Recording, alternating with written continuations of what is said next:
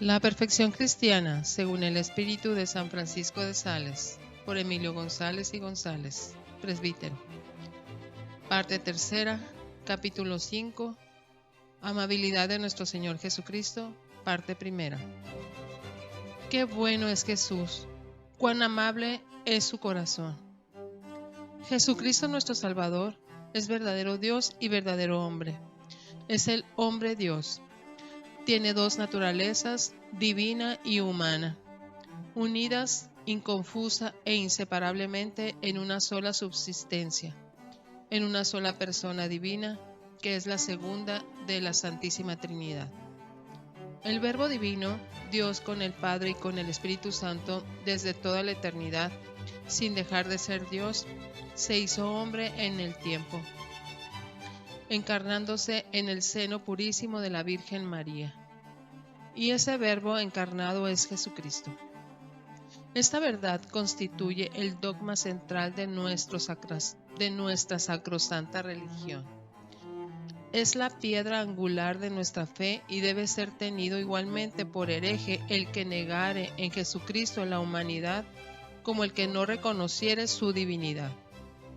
Esta es la fe recta, dice el símbolo anatasiano, que creamos y confesemos que nuestro Señor Jesucristo, Hijo de Dios, es Dios y hombre. Es Dios engendrado de la substancia del Padre antes de todos los siglos, y es hombre nacido en el tiempo de la sustancia de una madre. Perfecto Dios y perfecto hombre, compuesto de alma racional y de carne humana.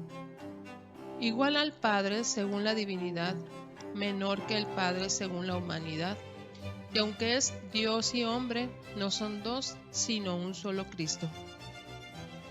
El evangelista San Juan, elevándose como águila en expresión de San Agustín sobre los demás escritores sagrados, comienza su evangelio consignando en estilo sublime esta verdad profunda y fundamental. En el principio, dice, era ya el Verbo, y el Verbo estaba en Dios, y el Verbo era Dios.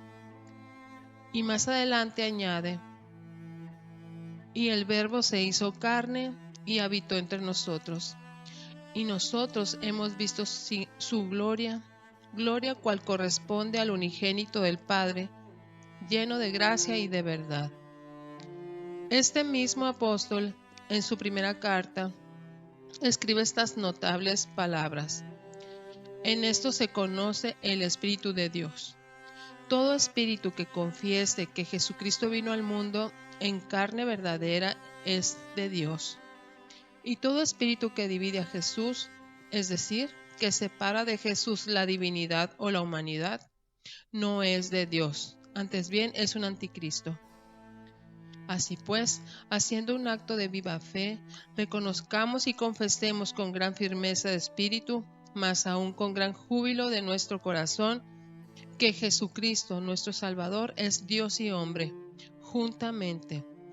En cuanto Dios tiene en sí todas las perfecciones y atributos de la divinidad, es el ser infinito, la bondad suma, la suma belleza, el sumo poder, la justicia y la misericordia infinita, la infinita santidad, el infinito amor, y como corolario de esta infinitud de sus perfecciones, Jesús es la infinita amabilidad, es decir, Jesús es digno de ser infinitamente amado.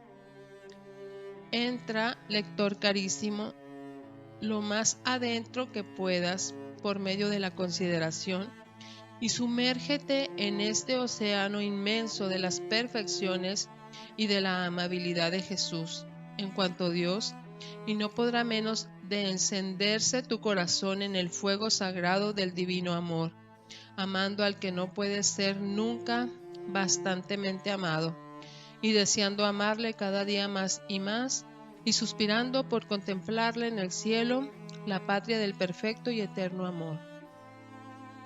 En cuanto hombre, es nuestro Señor Jesucristo el más perfecto, el más hermoso y amable de todos los hombres. Su alma excelentísima y nobilísima es la obra más acabada que ha salido de las manos de Dios.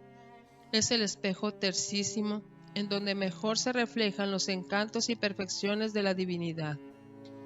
Dios, en cada uno de los órdenes de la naturaleza y de la gracia, suele hacer una obra maestra que descuella y resplandece sobre todas las demás. Entre las puras criaturas, esa obra maestra es María. En el orden de la unidad hipostática, la obra excelsa de la Santísima Trinidad es el alma de Jesucristo. Esta alma es santa, santísima por la plenitud de la gracia habitual y la posesión de los dones del Espíritu Santo con que fue adornada desde el primer instante de su existencia. Es santa por la gracia de unión, es decir, por efecto de su unión hipostática con el Verbo Divino, unión que comunicó a la humanidad de Jesucristo la santidad substancial, personal, increada de la misma persona del Verbo. Es santa por la santidad de sus virtudes, tanto infusas como adquiridas. Es santa, en fin, y fuente de santidad, porque así como la vid comunica su savia a los sarmientos, así el alma de Jesucristo es manantial de donde fluye a nuestras almas la savia vivificadora de la gracia santificante, que nos hace santos, hijos de Dios, participantes de la vida divina y herederos de la eterna bienaventuranza. Oh, cuán amable es nuestro Salvador por razón de su santísima alma. ¿Y qué decir del cuerpo de Jesucristo? Ese cuerpo adorable, hermosísimo y perfectísimo es como un vaso sagrado, como una preciosísima custodia, como un santuario viviente, digno de su alma y de su divinidad. De la belleza corporal de Jesucristo, según el sentir de muchos de los santos padres, deben entenderse aquellas palabras del sagrado libro del Cantar de los Cantares. Tú, amado mío, eres el hermoso y el agraciado. Y aquellas otras del real salmista, bellísimo eres más que todos los hijos de los hombres. Derramada se ve la gracia en tus labios, por eso Dios te ha bendecido para siempre. Yo me imagino a nuestro Salvador cuando vivía y conversaba en el mundo, y me parece estar contemplando el encanto y atractivo indescriptible de su persona. Sus bellas facciones, viriles, sí, pero llenas al mismo tiempo de gracia y de delicadeza, que inspiraban simultáneamente simpatía y respeto. Su mirar casto, dulce y bondadoso, reflejo de la bondad y pureza de su alma. Sus labios bien configurados, en los que razonablemente podemos pensar que se dibujaría de ordinario una leve y celestial sonrisa. Su alma, a la vez sonora y modesta, suavemente agradable a los oídos, su conversación y sus modales afables, distinguidos y corteses, sus movimientos y ademanes acompañados de gravedad, de naturalidad y mesura, todo su continente, en fin, noble, digno, sacerdotal, sencillamente majestuoso, divinamente humano, si nos es permitido hablar así, y humanamente divino. Su rostro era tan hermoso. Le hace en las revelaciones de la Santísima Virgen a Santa Brígida, que nadie le miraba sin sentirse consolado, aun cuando tuviera el alma llena de dolor. Los justos experimentaban un gran consuelo espiritual, y aún los malos se sentían aligerados de la tristeza del siglo, mientras tenían los ojos fijos en él. Así que los afligidos solían decir: vamos al Hijo de María para sentir siquiera un momento de alivio. Nada, empero, había en la hermosura de Jesús de muelle o afeminado que halagara los sentidos o produjera el más leve movimiento desordenado. Antes, al contrario, su semblante y todo su porte exhalaba inocencia y pureza más que angelical y despertaba sentimientos casos en cuantos le contemplaban. Era su hermosura una hermosura de orden superior, no meramente humana, era una hermosura digna del hombre de Dios. Y si tal era la belleza corporal de Jesús en la tierra, ¿cuál será la que ahora ostenta en el cielo, donde su cuerpo se haya transfigurado y sobrenaturalmente embellecido con los dotes de los cuerpos gloriosos? Él será allí, si tenemos la dicha de entrar un día en aquella mansión bienaventurada, el objeto principal de la felicidad de nuestros sentidos. Varios santos, como Santa Teresa, la beata Ángela de Foligno y otros, han visto con una luz que no era todavía la visión beatífica el cuerpo glorioso de Jesús, y es tal la belleza que descubrieron en su rostro que no encuentran palabras y dicen que no es posible encontrarlas para expresarla ni para describir los admirables efectos de ilustración, de gozo y de acrecentamiento de gracia que dejó en sus almas tal visión. No es extraño que después de ello les pareciera a estos santos tierra y basura, todo lo más hermoso que puede contemplarse e imaginarse en este mundo, y suspiraran por verse libres de las ligaduras de este destierro, para ir a gozar de la compañía de Jesús en la patria celestial. Suspiremos también nosotros por esa bendita patria y por esa dulcísima y felicísima compañía, y mientras tanto, amemos aquí ardientemente a nuestro Redentor, infinitamente amable por su divinidad, amable asimismo por la santidad de su alma y amable, en fin, por su misma hermosura corporal. Mas hay en el cuerpo adorable del Salvador una parte que merece ya por sí misma, ya por lo que simboliza, el que hagamos de ella mención especial, es su corazón. Sabido es que todos los miembros de todas las partes del cuerpo de Jesucristo, aun la fibra más imperceptible, aun la gota más diminuta de su preciosísima sangre, merecen nuestra adoración latréutica y nuestro amor, porque no hay nada en la humanidad de Jesús que no esté sustancialmente unido al Verbo y que no participe, por tanto, de la dignidad de su persona divina. Pero hay razones especiales que hacen singularmente adorable y amable su corazón.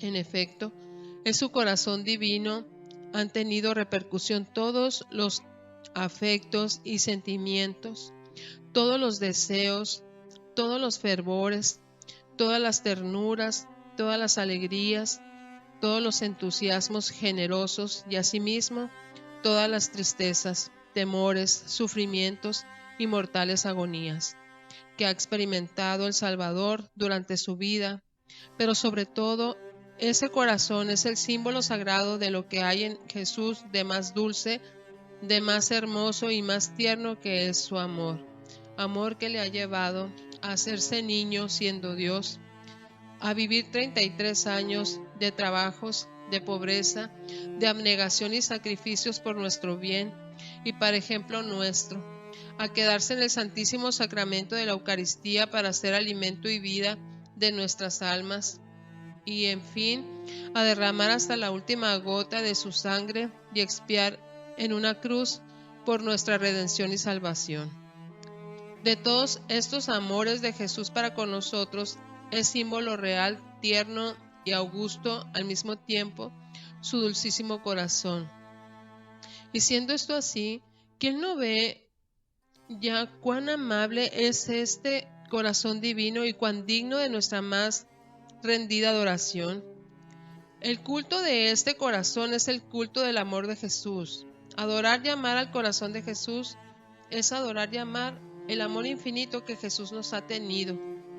Es adorar y amar a Jesús, ardiente y tiernísimo amador de los hombres. Oh corazón de mi Salvador, cuán amable eres. Tu amabilidad infinita es como un imán que arrastra mi corazón a tu amor. Yo te amo y te adoro como el corazón de mi Dios, abrazado en amor de mí como hasta la locura de la cruz.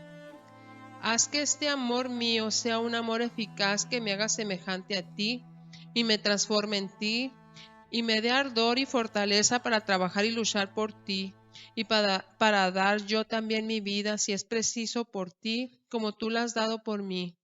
Que tu amor me aliente, que tu amor me inspire, que tu amor me vivifique, que tu amor me divinice, que tu amor, en fin, me mantenga estrecha e indisolublemente unido a ti en el tiempo y en la eternidad.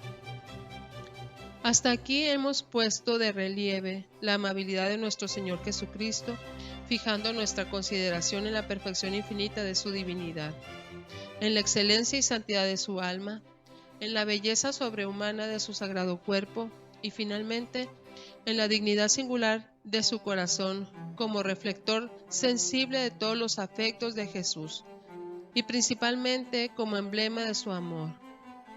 Para hacer más patente todavía la amabilidad de Jesús, vamos a contemplarle ahora en las principales manifestaciones y facetas de su vida, a fin de aspirar el divino aroma que todas ellas exhalan y encender en nuestros corazones el fuego sagrado del amor, que nos pide esa incomparable amabilidad. Oh, cuán amable verdaderamente se nos muestra Jesús en Belén, en Nazaret, en su vida pública, en su pasión, en la Eucaristía, en la gloria. En Belén, ¿hay algo más amable ni más tierno que la contemplación de Jesús niño desnudito sobre unas pajas o envuelto en limpios pañales colocado sobre el pesebre o reclinado en el regazo de la Virgen Madre, mirándonos con dulzura, extendiendo hacia nosotros sus manecitas y palpitando ya su corazón de amor por el hombre? ¿Hay algo más admirable ni más apto para atraer nuestro amor que ver a un Dios omnipotente hecho así, niño pequeñito por nuestra salvación? Todo lo que tienen de encantador y de amable, la sencillez, la inocencia, el candor, la pureza, la hermosura, la bondad, la ternura, el amor, todo se halla y se respira aquí, en torno de la cuna pobre de Belén. Qué extraño es, por tanto, que el niño de Belén formara las delicias y el encanto de almas como la del Serafín de Asís, de San Bernardo, de Santa Teresa, de Jesús, y bien pudiéramos decir de todos los santos. Contemplando San Francisco de Sales el misterio del pesebre, escribía, enardecido de amor: en los días de Navidad, el gran recién nacido de Belén sea para siempre las delicias y el amor de nuestro corazón. ¡Ay, cuán hermoso es! Quiero 100 veces más ver a este pequeño niño en el pesebre que a todos los reyes de la tierra en su trono. Procuremos también nosotros, querido lector, el contemplar la amabilidad inefable del divino infante, despertar en nuestras almas estos mismos amorosos sentimientos. En Nazaret, bendita ciudad mil veces dichosa por haber sido por tantos años la morada risueña y florida, tranquila y silenciosa del divino Jesús, que en humilde casita vivió con su Santísima Madre, la Virgen Inmaculada, y con su padre nutricio José, el varón justo, hasta que sonó la hora de dar comienzo a su vida pública.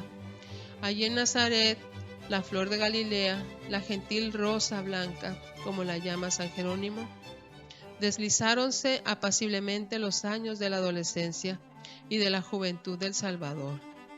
Cuán amable se nos muestra Jesús en esta época de su vida. El matiz de su amabilidad durante este largo periodo es como el de la humilde violeta que permanece oculta entre la hierba, pero que no puede impedir el que los que pasan junto a ella perciban la suavidad de su fragancia. Allí Jesús, nos refiere el evangelista San Lucas, crecía y se vigorizaba lleno de sabiduría y la gracia de Dios estaba en él.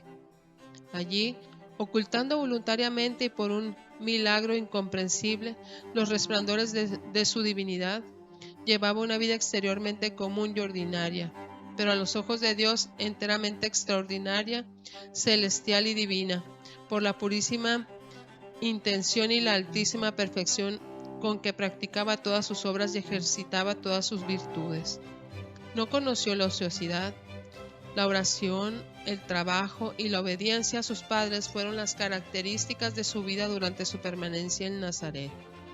Unas veces ayudaba a la Santísima Virgen en algunas ocupaciones domésticas propias de los adolescentes y otras, lo más ordinario, a San José en las faenas del taller, practicando estos humildes oficios con una docilidad, con una prontitud, con una expresión de alegría en el rostro, con una modestia y suavidad indefinibles.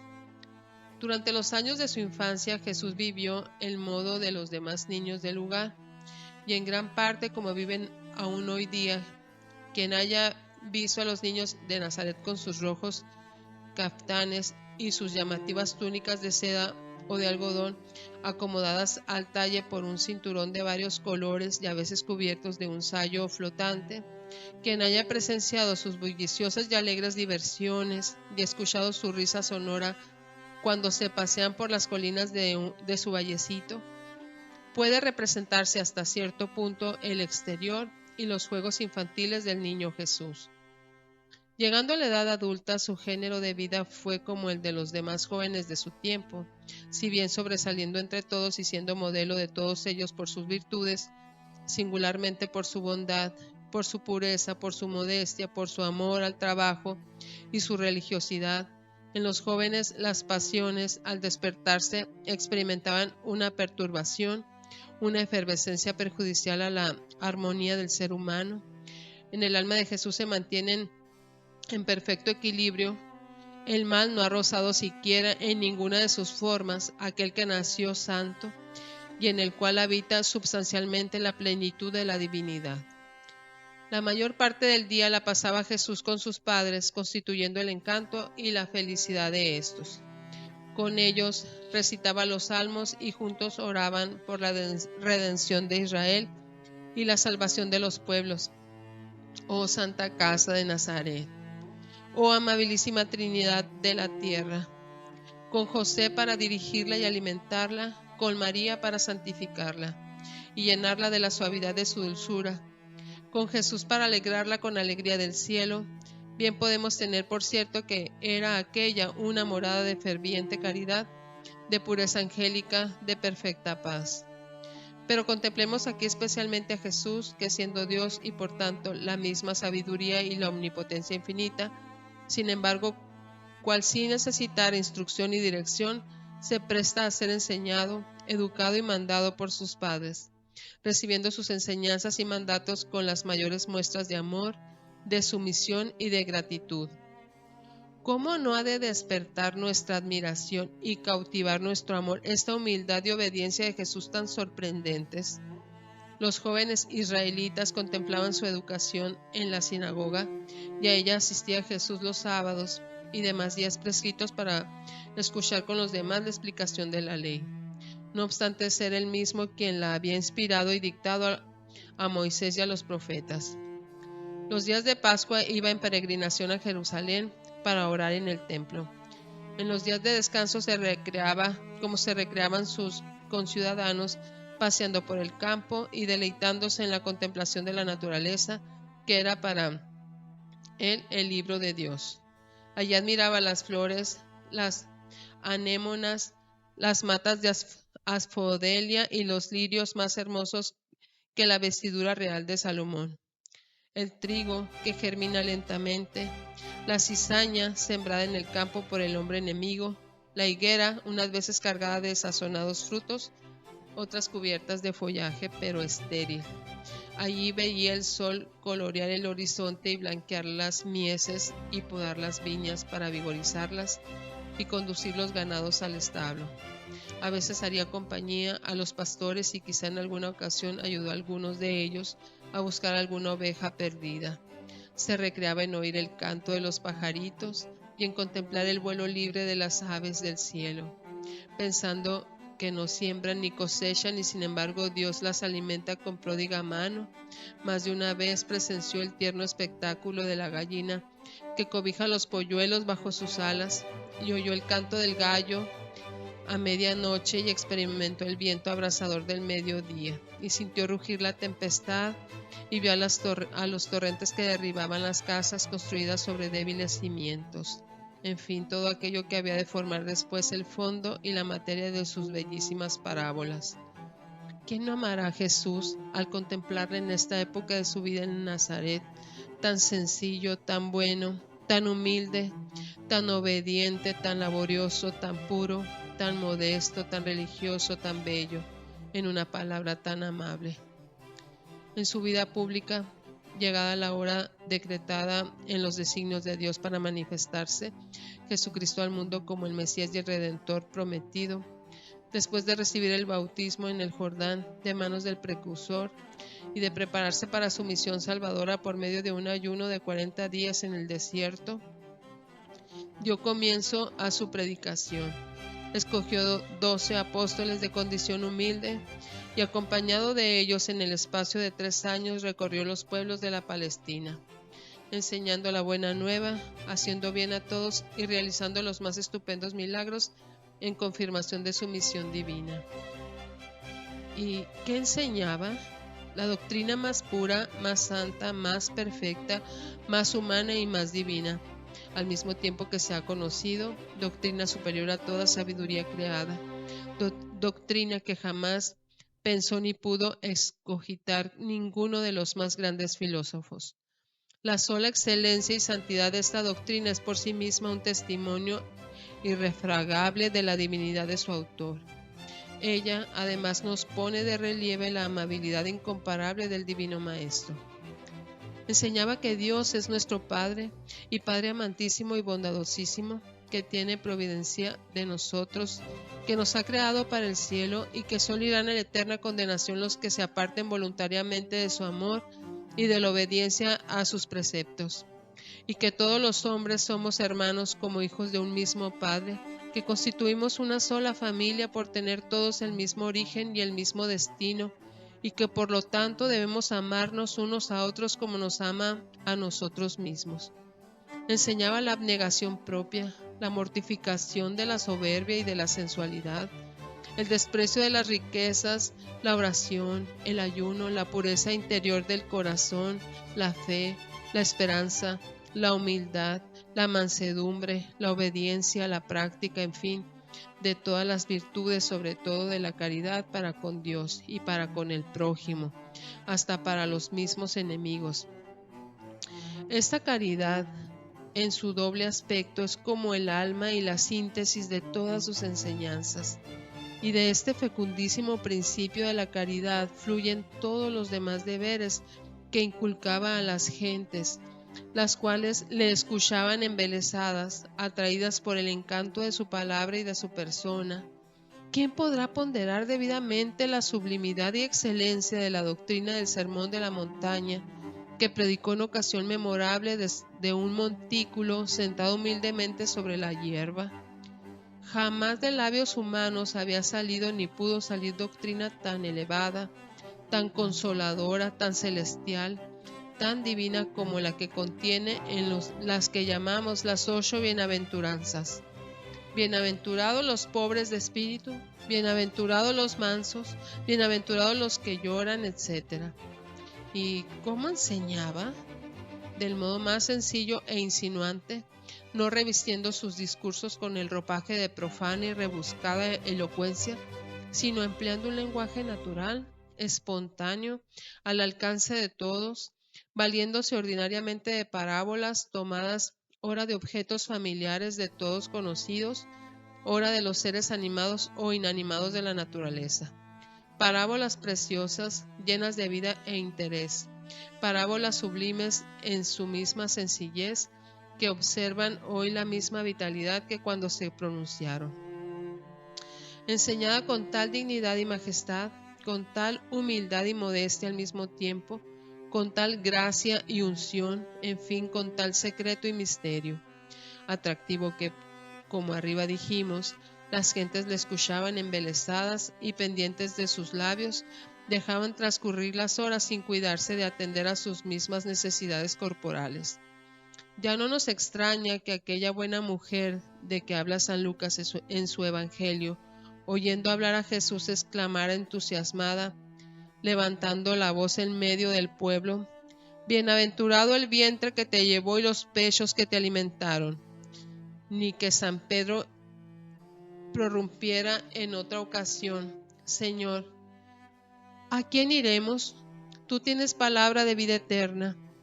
Ni que, en fin, María Magdalena, olvidándose de todo lo demás cuando Jesús se hospedaba en su casa de Betania, permaneciera sentada a sus pies, escuchando como embebecida las admirables enseñanzas que salían de su divina boca.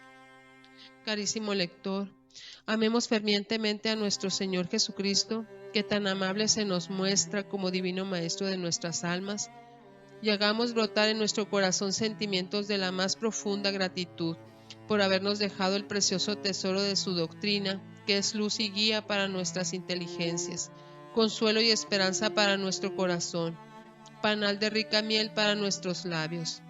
Cuando Jesús se transfiguró en el Tabor en presencia de sus 3 discípulos predilectos, Pedro, Santiago y Juan, una nube luminosa los cubrió y de entre la nube dejóse oír la voz del Padre Celestial que le decía: Este es mi Hijo, muy amado, en quien yo tengo mis complacencias, a él habéis de escuchar. Si el Padre ama a Jesús, ¿no le amaremos nosotros? Si tiene en él sus complacencias, ¿no las tendremos nosotros? Finalmente, si nos manda que le escuchemos, que oigamos lo que nos enseña, ¿no lo oiremos?